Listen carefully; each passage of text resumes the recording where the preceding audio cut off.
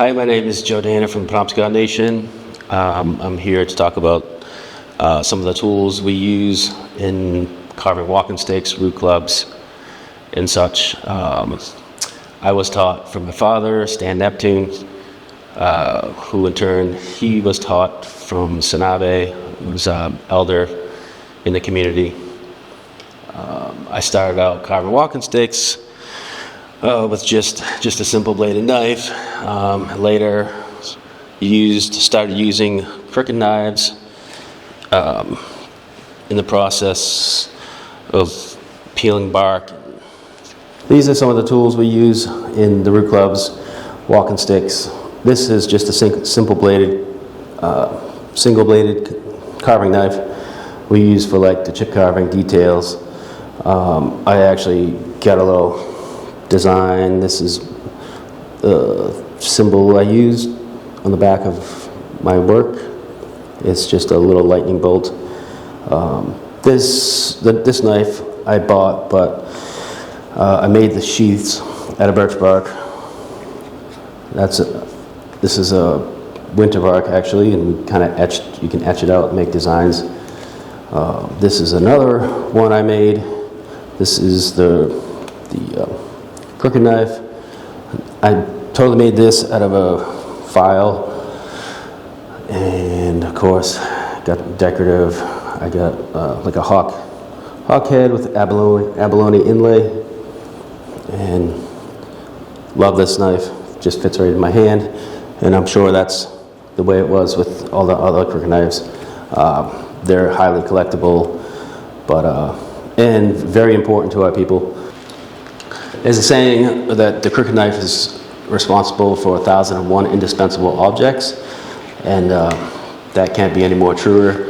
You know, we're talking root clubs, walking sticks, paddles, but more importantly, like tools, and actually carving the vessel.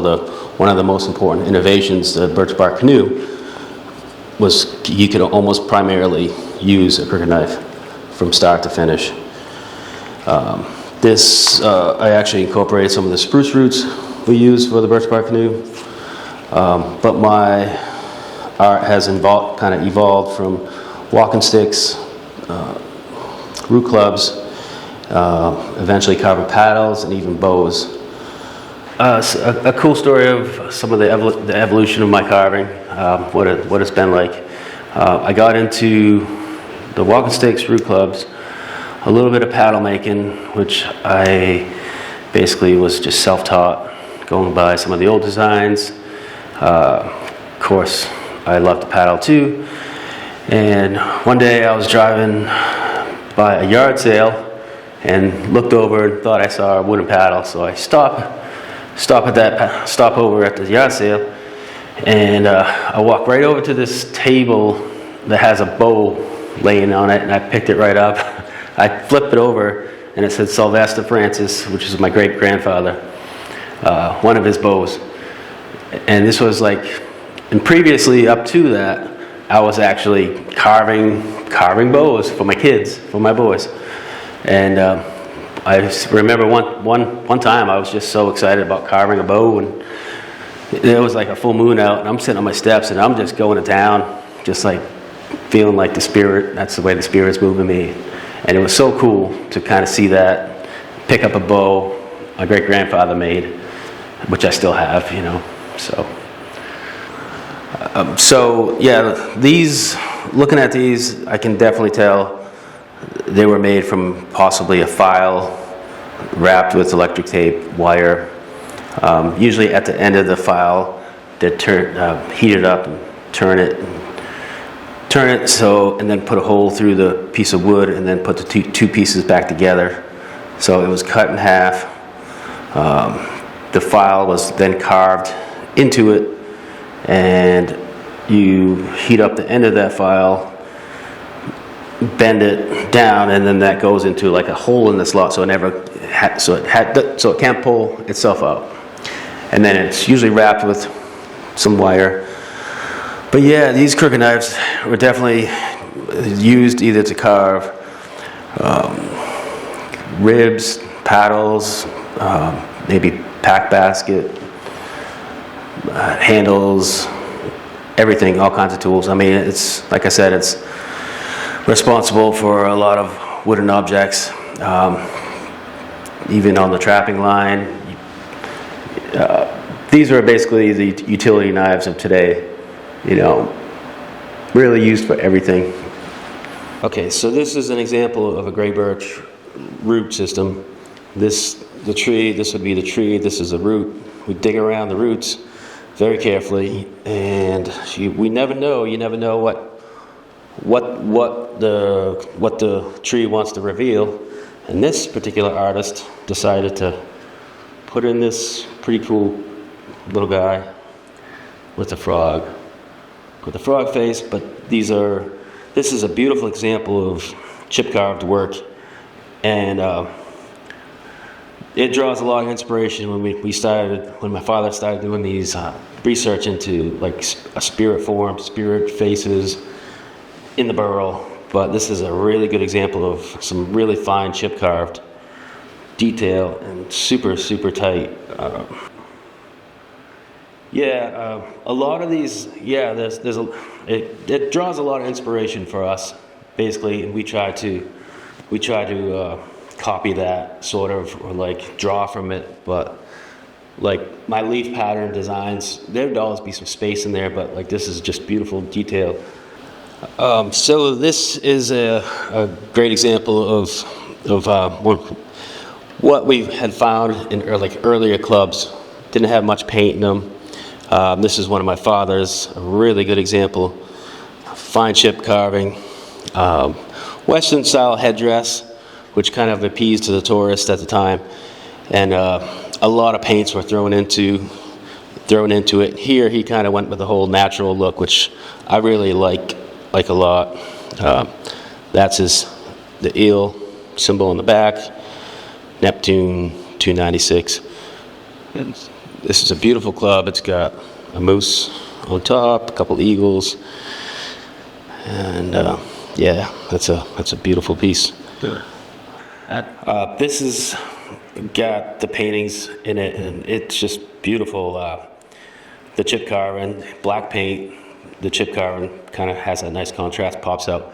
This is a collaboration because of the eel symbol and the sea collaboration between Claude Dennis and my father, who they did a lot of carving together, I guess.